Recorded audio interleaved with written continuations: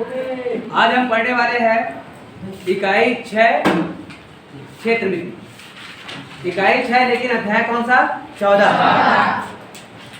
क्षेत्र मिति के बारे में बहुत सारे आकृतियों के बारे में हम पढ़ते हैं क्षेत्र मिति में, लेकिन पहला आकृति जो हम पढ़ने वाले हैं वो है हमारा वृत्त। किसके बारे में पढ़ने वाले हैं? वृत्त के बारे में पहले भी आप लोग जान रहे हो। वृत्त कैसा होता है? गोलाकार। वृत्त में हमको मिलता है केंद्र, परिधि।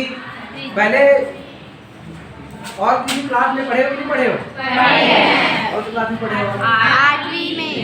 8वीं में पढ़े हो? हाँ। मतलब वृत्त के बारे में पहले से जान रहे हो ना? हाँ। तो वृत्त की परिभाषा वगैरह बताने की जरूरत पड़ेगा क्या? नहीं। बताना है कि नहीं बताना है? अच्छा, वृत्त की परिभाषा बताना है। चलो ठीक है, शुरू करते हैं फिर अपना क्लास।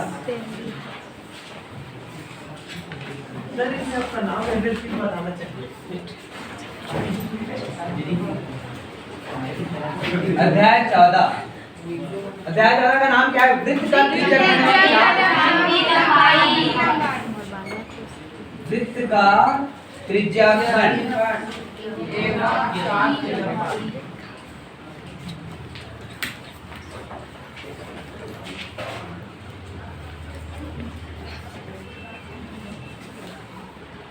फिलहाल कक्षा 9वीं में आपको ना वृत्त से रिलेटेड क्वेश्चन बस मिलेगा, परिभाषा तो मिलने वाला है नहीं।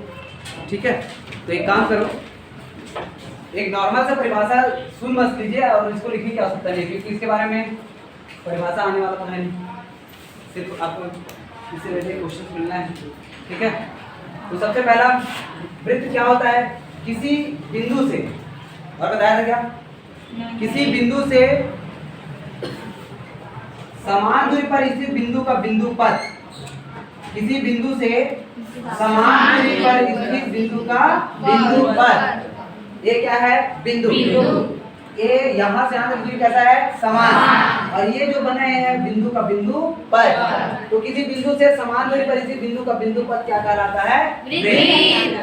किसी बिंदु से समान दूरी पर स्थित बिंदु का बिंदु पथ क्या कहलाता है? वृत्त। तो अब हम पढ़ने वाले हैं वृत्त की परिधि। परिधि का सूत्र पता है? वृत्त के अंदर में क्या क्या मिलता है? पहला तो मिलता है हमको त्रिज्या। क्या मिलता है? त्रिज्या क्या होता है? केंद्र से परिधि तक की दूरी। केंद्र से परिधि तक की दूरी क्या कहलाता है? त्रिज्या को हम किससे दर्शाते हैं? अब मिल जाता है हमको व्यास। केंद्र से होके जाने वाली ऐसी रेखाखंड जिसका अंतिम सिरा वृत्त के परिधि पर हो। केंद्र से होकर जा रही है रेखाखंड और इसका अंतिम सिरा कहाँ है? वृत्त के परिधि पर। तो इसको हम क्या कहेंगे? व्यास। व्यास क्या होता है? त्रिज्या का होता है दोगुना। व्यास जो होता है त्रिज्या का होता है दोगुना। ये हो गया व्यास। उसके बाद हमको मिलेगा परिधि। परिधि का सूत्र होता है 2 पाई r, जिसमें पाई का मान होता है 22/7। क्लियर हो गया बात? हाँ। सबसे पहला त्रिज्या, उसके बाद मिला व्यास, उसको मिला परिधि। परिधि में नेक्स्ट देखने को मिल रहा है क्या है? पाई। पाई का मान क्या होता है? 22/7। ठीक है, अब आएगा हमारे पास वृत्त का क्षेत्रफल। ठीक,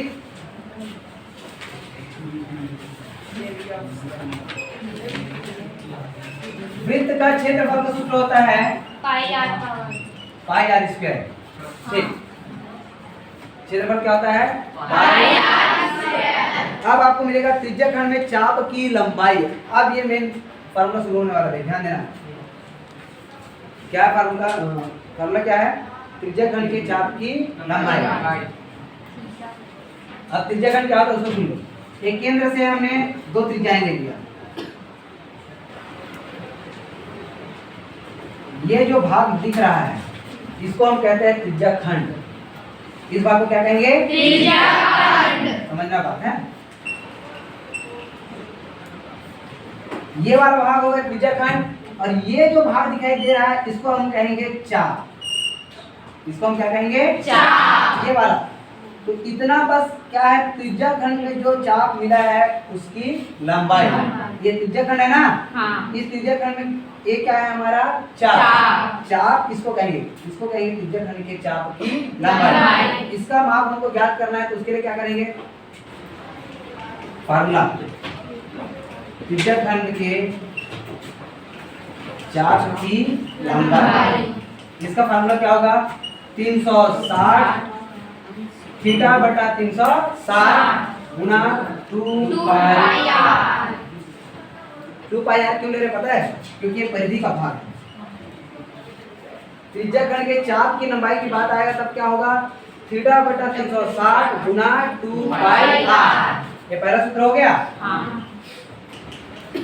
ये पहला, ये दूसरा, अब तीसरा देखना, त्रिज्या खंड का क्षेत्रफल। त्रिज्या खंड का क्षेत्रफल, त्रिज्या खंड का क्षेत्रफल कहने का मतलब ये जो एरिया है, ये टोटल हमको इसका मान निकालना है।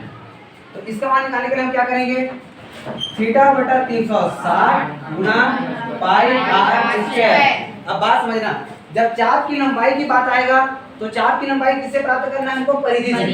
किससे प्राप्त करना है, परिधि से। तो इसलिए यहाँ पर थीटा बटा 360 2 पाई आर परिधि से निकाले, इसलिए अब त्रिज्या खंड का क्षेत्रफल निकालना मतलब टोटल ये एरिया निकालना है, तो इस एरिया को निकालना है मतलब क्षेत्रफल।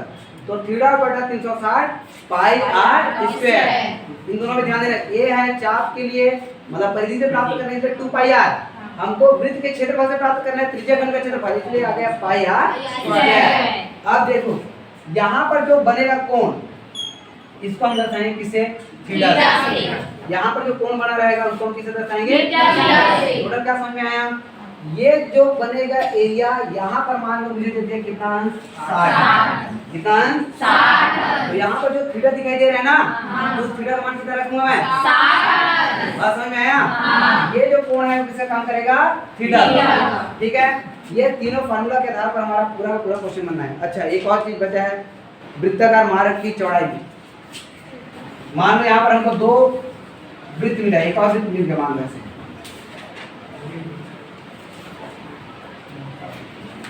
ठीक, थोड़ा समझना है इसको। यहाँ पर कितना वृत्त दिखाई दे रहा है हमको, 2। तो 2 वृत्त दिखाई दे रहा है, तो ये केंद्र से पहले वृत्त के जो त्रिज्या मिला उसको हमने मान लिया r। यहाँ से यहाँ तक की दूरी, बड़ा वाला वृत्त के त्रिज्या क्या मान लिए, r। और यहाँ से छोटे वृत्त के जो त्रिज्या मिला उसको क्या मान लेंगे, r2। अब देखो मान लो बड़े वाले त्रिज्या मिला है मुझे 15, बड़े वाले त्रिज्या कितना मिला है, 15। और ये छोटे वाले त्रिज्या मिला है मान लो 12। बड़े वाले त्रिज्या 15, छोटे वाले त्रिज्या कितना, 12। अब ये जो छोटे वाला भाग दिखाई दे रहा है ना बीच में, इसको हम कहेंगे मार्ग या रास्ता। क्या कहेंगे, मार्ग या रास्ता। तो इस रास्ते की चौड़ाई मुझे निकालना होगा, तो कितना प्राप्त होगा बताओ, 3। वेरी गुड, कितना प्राप्त होगा, 3। तो इसको मैं क्या कहूंगा, रास्ते की चौड़ाई।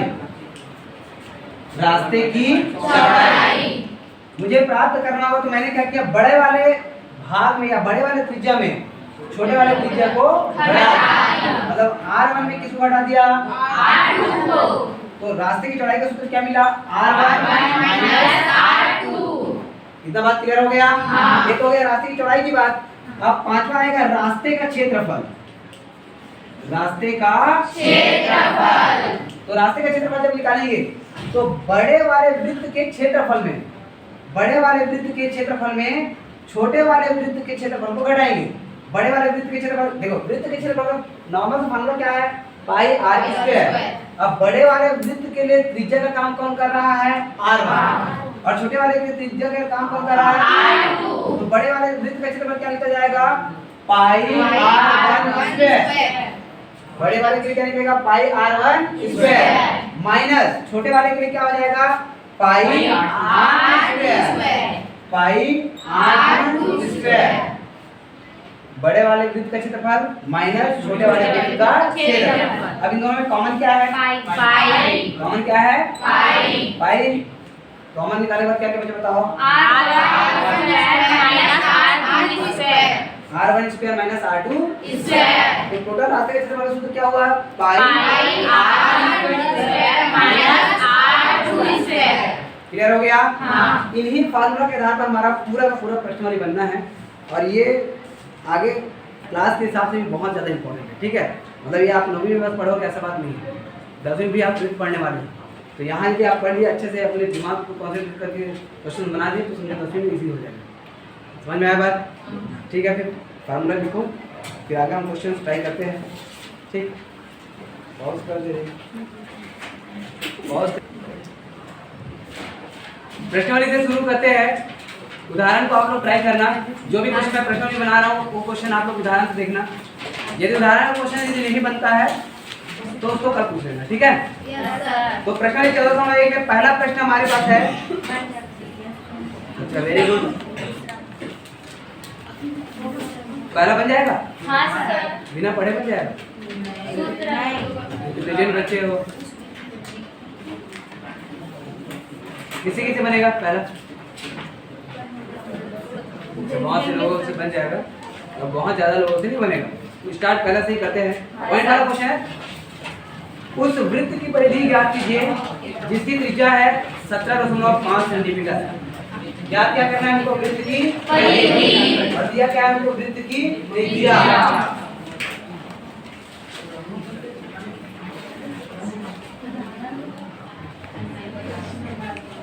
प्रश्नावली ठीक। प्रश्न नंबर 1, वृत्त की त्रिज्या कितना दिया है? 17.5 सेंटीमीटर। ठीक है, हमको निकालना है वृत्त की परिधि। अब वृत्त की परिधि का सूत्र आप लोग लिखे हो नहीं लिखे हो?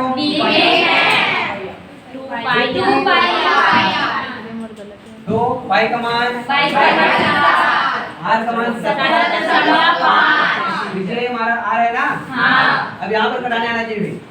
60 एकम 60, 60 14 कितना बचे इसमें का? 3। अब दशमलव के बाद वाले सिक्के को यूज कर रहे हैं ना? हाँ। तो यहाँ पर पहले क्या लगा देंगे? दशमलव। 3 बचा तो क्या बन गया? 35 और 7 पंचे 35 और 22 में होता है 44 गुना 2.5 हो गया।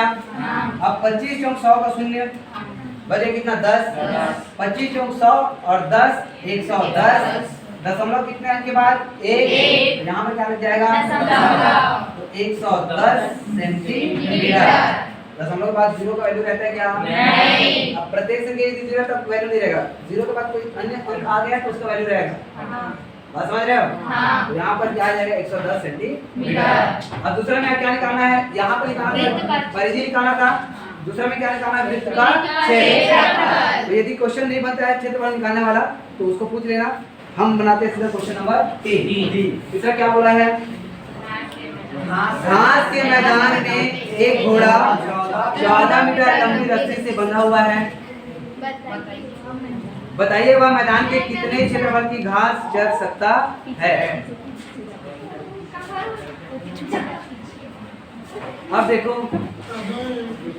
बधाई हो। शुरू करें? Question number 3। घास के मैदान में घोड़ा कितना मीटर लंबी रस्सी से? अब देखो, ये एक कील है समझो, और इस कील में लगा है 14 मीटर रस्सी। क्या लगा हुआ है? 14 मीटर रस्सी। और इसी में बंधा हुआ है कौन? घोड़ा। ठीक है।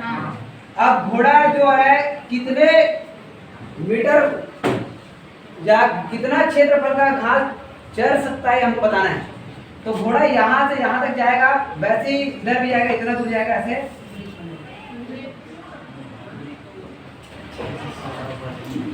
कौन से आकार में घास के मैदान को चलेगा वो? वृत्त के आकार में ना? मतलब इस टोटल एरिया के घास को वो चर सकता है। टोटल एरिया का घास चर सकता है मतलब क्या समझ में आया? हमको निकालना है वृत्त का क्षेत्रफल। क्वेश्चन नंबर 2 में भी वृत्त का क्षेत्रफल निकालना है और इसमें भी निकालना है वृत्त का क्षेत्रफल। तो दूसरा को आप लोग बनाएंगे, तीसरा मैं बना रहा हूँ। तो इसमें क्या बोलना है? क्वेश्चन में क्या बोला गया है? रस्सी की लंबाई।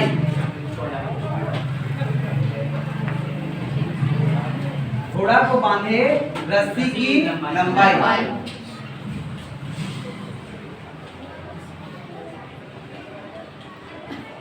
कितना दिया है 14 मीटर। तो हमको निकालना है घोड़ा द्वारा चले गए मैदान का क्षेत्रफल। चले गए मैदान का क्षेत्रफल। मैदान का क्षेत्रफल मतलब हमको निकालना है वृत्त का क्षेत्रफल। क्या निकालना है? वृत्त का क्षेत्रफल। और वृत्त के क्षेत्रफल का सूत्र क्या होता है? पाई। पाई का मान पाई बटा 7। आर का मान कितना दिया है? 14। और चूंकि आर का वर्ग है तो 14 का और वर्ग का मतलब होता है उस संख्या का 2 बार गुणा। घात 3 का मतलब घात 3 है मतलब 3 बार गुणा। घात 2 मतलब 2 बार गुणा। घात मतलब क्या होता है? उस संख्या का उतने बार गुणा। तो हम इस पर लिख देंगे 22 बटा 7 गुणा 14 का वर्ग है ना, तो 14 गुणा 14 7 एकम 7 दूनी 14। अब 22 दूनी हो जाएगा 44। 22 दूनी 44 यहाँ पे लिखा हूँ, ठीक है। 22 दूनी 44 और गुणा में क्या मिला हमको 14। अब 14 का पहाड़ा पता है कि नहीं? पता है। 14 चौक 56 का 6 कितना बच गया? 5। 14 चौक 56 और 5 61 कितना होगा? 61 वर्ग मीटर। अतः घोड़ा द्वारा चले गए मैदान का क्षेत्रफल कितना हुआ? 1 इसको 5 को मत सोच देना, बहुत रहा है आगे जो बचा था उसी को लेके चल रहे हैं, ठीक है। चलिए शुरू करते हैं अध्याय 14 प्रश्न नंबर 401 का क्वेश्चन नंबर 5, जिसमें हमको मिला है एक वृत्त की त्रिज्या 3 मीटर है। वृत्त की त्रिज्या कितना है? 3 मीटर। और उसमें एक दूसरा वृत्त की त्रिज्या ज्ञात करना है जिसका क्षेत्रफल मतलब दूसरे वृत्त का क्षेत्रफल पहले वृत्त के क्षेत्रफल का 9 गुना है। एक वृत्त दिया है, उसकी त्रिज्या दिया है 3 मीटर। एक और वृत्त की त्रिज्या ज्ञात करना है जिसका क्षेत्रफल मतलब जो बाद में वृत्त आ रहा है ना, बाद में वृत्त आ रहा है उसको हम कहेंगे दूसरा वृत्त। जो शुरू में दिया उसको कहेंगे पहला वृत्त। पहले वृत्त की त्रिज्या 3 मीटर, दूसरे वृत्त की त्रिज्या हमको ज्ञात करना है जिसका क्षेत्रफल पहले वृत्त के क्षेत्रफल का 9 गुना। तो हम स्टार्ट करते हैं क्वेश्चन नंबर 5। प्रश्न नंबर 14.1 पहले वृत्त की त्रिज्या कितना दिया है? 3 मीटर। पहले वृत्त की त्रिज्या। अब एक बात और ध्यान देना, 2 वृत्त है मतलब 2 त्रिज्याएं। तो पहले वृत्त की त्रिज्या को मानेंगे R1, दूसरे वृत्त की त्रिज्या को मानेंगे R2, ठीक है बालक।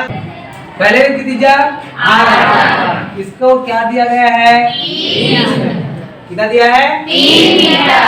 दूसरे वृत्त की त्रिज्या ज्ञात करना है। दूसरे वृत्त अब दिया नहीं है मतलब इसको हम मानेंगे, माना दूसरे वृत्त की त्रिज्या, इसको हम क्या मानेंगे? R2। और R2 जो माने उसी को हमको ज्ञात करना है। अब प्रश्न में जो बोला है उसके अकॉर्डिंग हमको निकालना है प्रश्नानुसार। प्रश्न में क्या बोला गया है? दूसरे वृत्त का क्षेत्रफल, दूसरे वृत्त का क्षेत्रफल पहले वृत्त के क्षेत्रफल का 9 गुना है। मतलब दूसरे वृत्त का क्षेत्रफल दूसरे वृत्त का क्षेत्रफल 9 गुना है किसका? पहले वृत्त का क्षेत्रफल, ठीक। अब वृत्त का क्षेत्रफल चाहे पहला हो चाहे दूसरा हो, वृत्त का क्षेत्रफल का सूत्र होता है पाई आर स्क्वायर। क्या होता है? पाई आर स्क्वायर। तो पाई आर स्क्वायर को हमने डाल दिया, लेकिन दूसरे वृत्त के लिए त्रिज्या का काम कौन कर रहा है? R2। और पहले वृत्त के लिए त्रिज्या का काम कौन कर रहा है? R1। तो जहां पर दूसरे वृत्त की बात आएगा वहां पर त्रिज्या क्या रखना है? R2। और जहां पर पहले वृत्त की बात आए वहां पर त्रिज्या क्या रखना है? R1। तो 9 गुना पहले वृत्त की क्षेत्रफल आ गया ना, वृत्त का क्षेत्रफल मतलब पाई आर स्क्वायर, लेकिन पहला वृत्त है तो त्रिज्या क्या रखना है? R1। ये हो गया R1 का वर्ग। वर्ग कह सकते हो या क्या कह सकते हो? यहाँ से पाई और यहाँ से पाई कर गया। तो क्या बचा हमारे पास? R2 का वर्ग बचा है। यहाँ पर क्या बचा है? कौन? 9। R1 का वर्ग, R1 का मान कितना है? 3। तो 3 का वर्ग। अब एक बात ध्यान देना, R2 का मान हमको प्राप्त करना है वर्ग को जब हम पक्षांतरण करते हैं तो इधर आगे बनता है कर्णी। क्या बनता है? कर्णी। तो R2 बराबर वर्ग को मैं पक्षांतरण कर रहा हूँ तो क्या बन जाएगा इधर आके? कर्णी। यहाँ पर क्या बचा है? 9 गुना 3 का वर्ग कितना होता है? 9 वर्ग का मतलब होता है उस संख्या का 2 बार गुणा। और बीजगणित बात कर रहा था 3 का वर्ग तो 3 दूनी 6 मतलब हम 2 से गुना करते हैं। 2 से गुना नहीं होता है, 2 बार गुना होता है। 2 से गुना और 2 बार में बहुत अंतर है। जैसे 4 का वर्ग है तो 4 का वर्ग तो 4 का 2 बार गुना करेंगे तो 4 चौक 16 होगा। लेकिन 4 का 2 से गुना करेंगे तो 4 दूनी 8। तो दोनों में फर्क है ना। यहाँ पर हमको 3 का वर्ग दिया मतलब 3 का 2 बार गुणा तो 3 गुना 3 मतलब 3 दिया 9। यहाँ पर ये 9 आ गया। अब कर्णी के अंदर में 9 है तो इसका हम जोड़ा बनाएंगे। जोड़े से हम एक संख्या बाहर निकालते हैं। कर्णी के अंदर में जो संख्या है उसका बनाते हैं हम जोड़ा। 2 अंकों का जोड़ा बना रहे हैं। अच्छा 2 अंकों का जोड़ा क्यों बनाते हैं? 3 अंकों का जोड़ा क्यों बनाते हैं या 4 अंकों का जोड़ा क्यों नहीं बना रहे हैं यहाँ पे? क्योंकि कर्णी का घात कुछ नहीं मतलब क्या है? 2। तो घात जितना रहेगा उतने ही समान अंकों का जोड़ा बनाएंगे। कर्णी घात कुछ नहीं मतलब क्या होता है? 2। तो 2 समान अंकों का जोड़ा बना।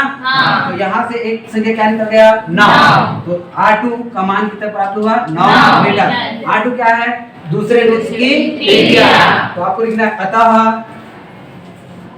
दूसरे वृत्त की त्रिज्या। दूसरे वृत्त की त्रिज्या कितना मिला रे? 9 मीटर। 9 मीटर। ये रहेगा हमारा आंसर। समझ आया? हाँ। अब आप लोग क्वेश्चन नंबर 6 बोल रहे थे ना। क्वेश्चन नंबर 6 में क्या बोल गया है? एक वृत्त का मार्ग, अच्छा वृत्ताकार मार्ग की आंतरिक परिधि 440 मीटर। अब ध्यान देना इसको भी। क्वेश्चन नंबर 6 ये है वृत्ताकार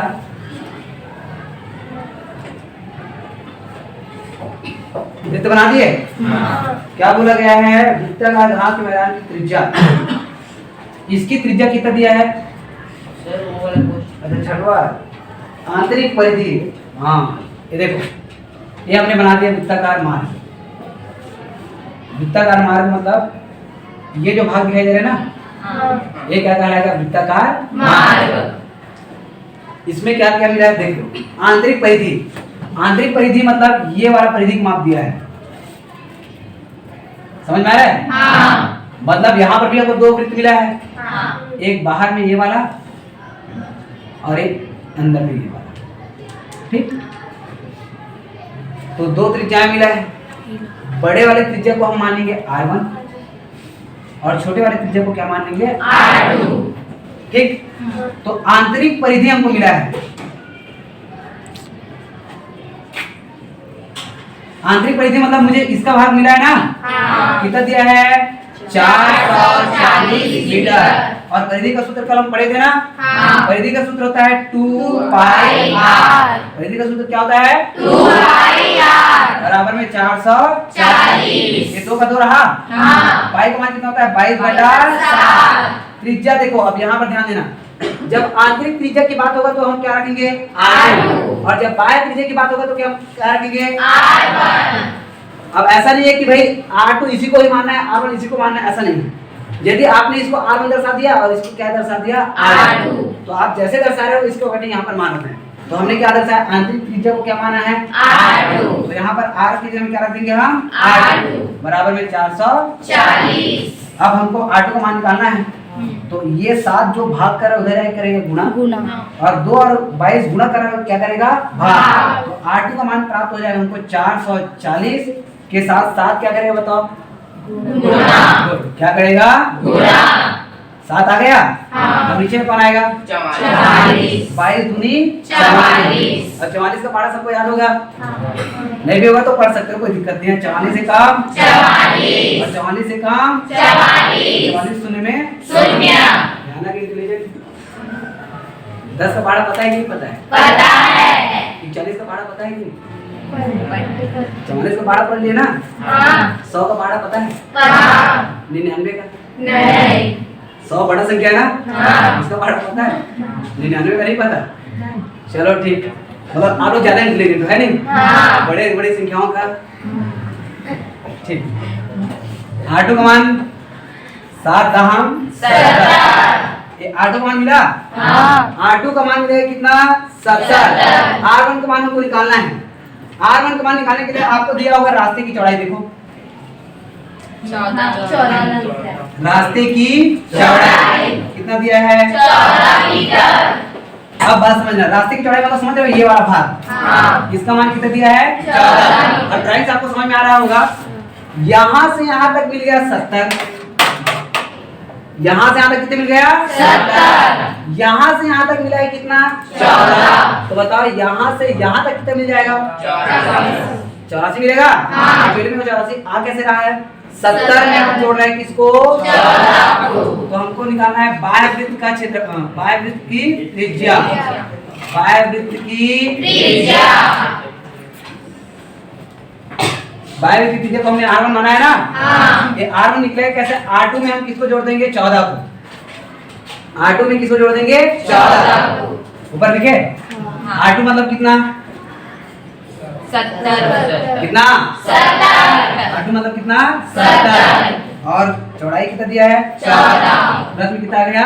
14। जोड़ेंगे तो कितना आया? 84। अतः बाह्यवृत्त की त्रिज्या कितना होगा? 84 मीटर। समझ आया? हाँ। अब कोई डाउट, नहीं। दिक्कत, नहीं। परेशानी? नहीं।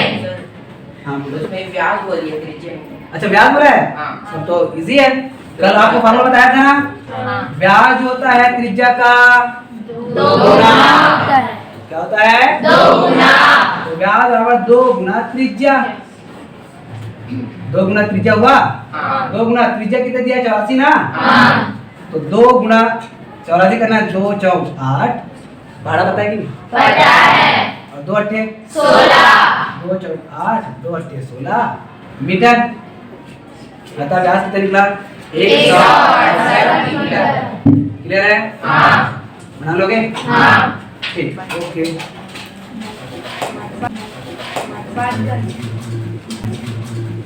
16। 2 चौक 8, 2 अट्ठे 16 मीटर। अतः व्यास कितना निकला? 168 मीटर। क्लियर है? हाँ। बना लोगे? हाँ।